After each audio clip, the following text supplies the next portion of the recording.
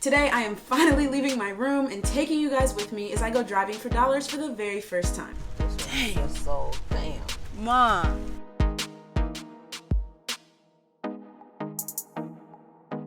What's up guys, my name is Lili, and if you've been to my channel before, you know that I started my real estate investing journey by house hacking a duplex. Well, now that I don't have access to another low down payment, low interest rate loan, I'm moving into phase 2 of my investing plan, and that's wholesaling. My goal is to document this entire process super transparently for you guys and to create a whole start to finish series that will hopefully end with me getting my first wholesale deal. And it's all starting right here with driving for dollars. If you're unfamiliar with what wholesaling is, a super easy, super quick definition is that you're looking for a property that for some reason can't sell on the MLS through a traditional site like Zillow or Trulia.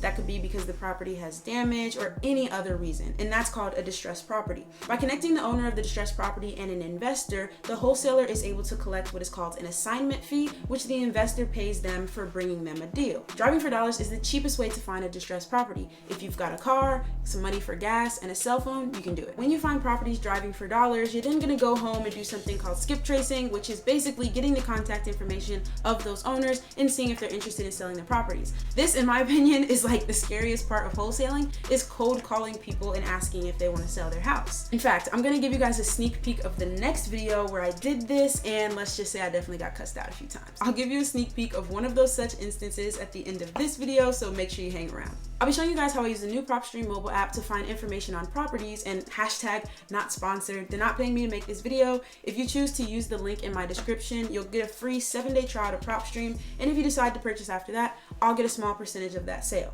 And I would be appreciative if you use that link to support the channel, but they're not paying me to say anything good about them. I'm just gonna show you how I actually use this product. I'm actually using the 7-day free trial right now, so everything that I show you guys, you'd actually be able to do as well for no cost. But before I got my car and hit the road, it's actually my parents' car, but before I got in the car and hit the road, I decided to take the advice of some wholesaling veterans, and I think you should take it too because it made a huge difference. I went onto the PropStream main site, which just like the app, I'm accessing through that 7-day free trial. Again, there's a link in the description if you want to get your free trial, and I typed in my city. Now, my approach to this wholesaling thing is that I'm not trying to motivate anyone to sell me their house. I'm trying to find people that are already motivated to sell and haven't been able to do so through the traditional means, and maybe then I can offer them a solution. And so rather than just trying to drive all over Tulsa to find these properties, I'm actually going to use this analytics bar right here, and I'm going to go to growth in the last 6 months. The blue areas are the ones that are growing the least, and the red areas are the ones that are growing the most. And then I'm also going to go up here to filter and go to cash buyers. I want to know where the wholesalers are already active, what neighborhoods are growing, and where are people buying properties for cash. That's where I want to go drive. If you want to see a complete breakdown of how to use PropStream search filters to build lists, find ARV, run comps, all that good stuff, I was fortunate enough to get Burton from PropStream to do a complete tutorial for us, so I will link this video in the description below for you to watch later. So once I picked a couple of these red hotspots, I convinced my parents to let me take their car, got my mom to come with me, and hit the road. Chickens? A bunch of them. They got a nice chicken coop too. Hold up. Chickens. They all covered up. Right. I mean, they got a nice setup. They do. They got nice a little garden. Look at that little cute chicken house. It's got levels. And then look at this house right here, boarded up. Okay, where's the one of that? Right here? Right on the corner. Yeah. That's a park. In front of us, that one. It's a duplex. Interesting. I mean, it's It's definitely off the not market. occupied. Transaction just purchased for $5,000. Oh, Lili, we missed could it. have got this one, man. We missed it. This would have been a great burr. $5,000 just purchased last month. $5,000, that's crazy. Quite tragic. Well, we know we're, on the right path, just a little late. Quite tragic. This one just sold last month for $5,000. I mean, it's boarded up. It obviously needs a ton of work, but it's a duplex. yeah, there's value there. So when you use the app, you can click the geolocate function, which basically lets you click on the property that you're right next to, and it brings up all the information. If you tap that black bar on the top, the information will kind of bump up so you can see it a little bit better, and it shows you so many details, but the one we looked at was the transaction history, and that showed us that the property had just sold for $5,000 just like a couple of weeks prior. So I came down here and went right That's actually really helpful because I would have never remembered which way I went. Either.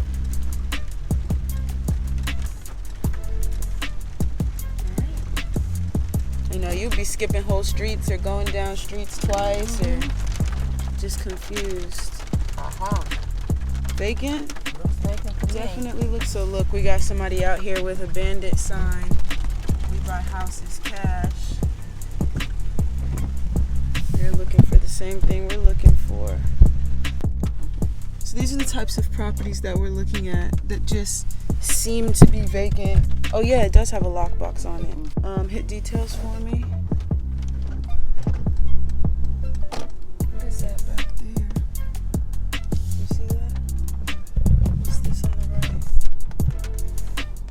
4031. Looks like there's a lot of mail in the mailbox.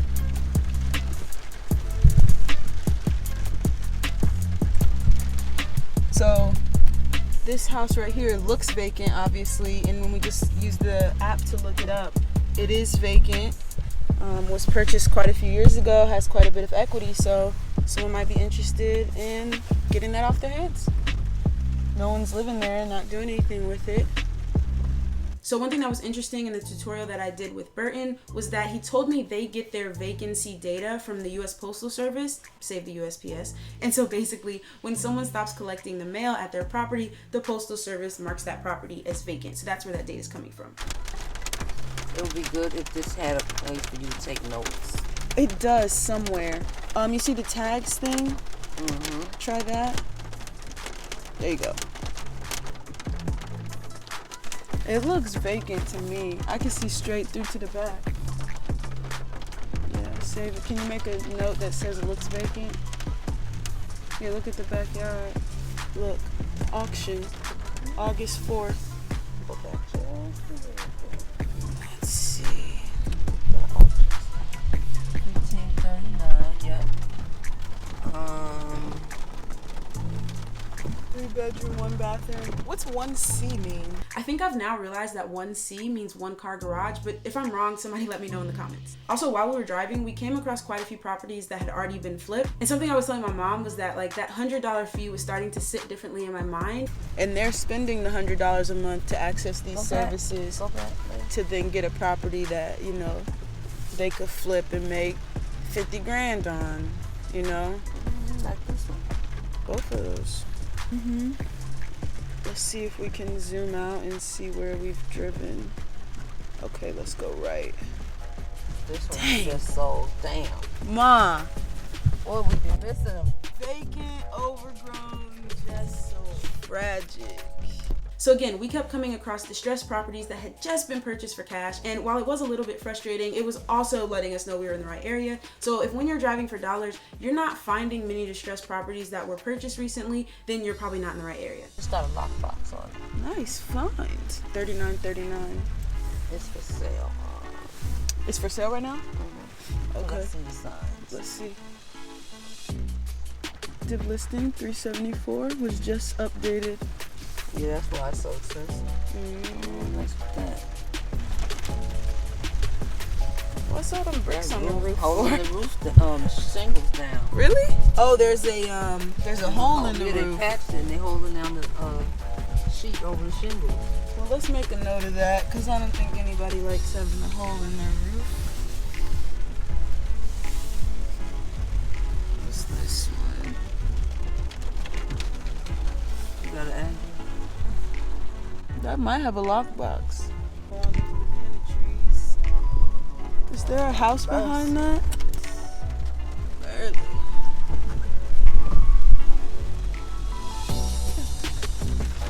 This is that house that looks built onto. I think.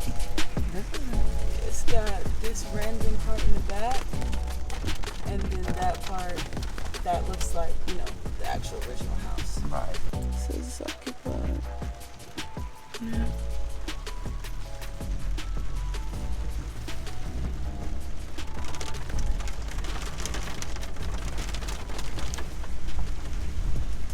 Man, that was perfect right there. That would have been.